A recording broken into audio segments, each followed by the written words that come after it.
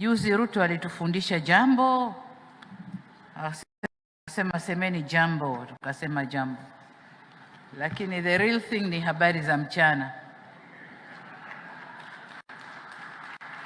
Hawa Kenya hawa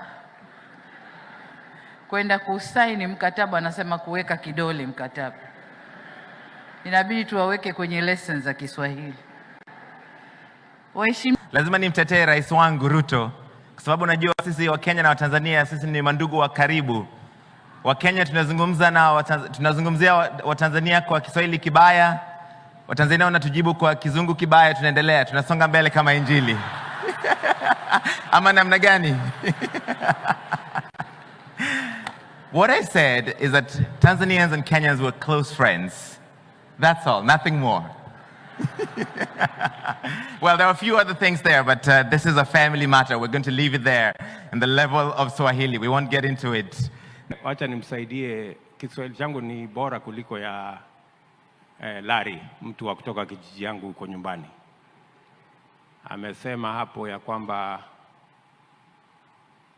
mnatuzungumzia na Kiingereza ambayo sio kizuri, na sisi tunaongelesha Kiswahili ambazo sio kizuri.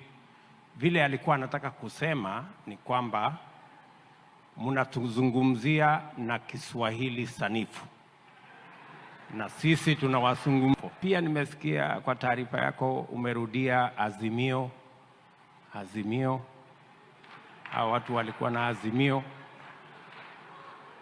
Sasa nikapata kidogo wasiwasi, kwa sababu kule kwetu Azimio ni mambo mengine.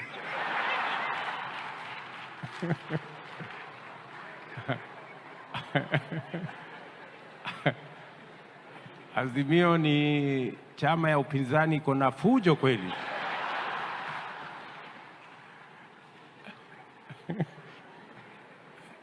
Lakini hata hivyo nimeelewa tena kwamba Azimio kumbe anaweza kuwa ni mambo mazuri ya makubaliano.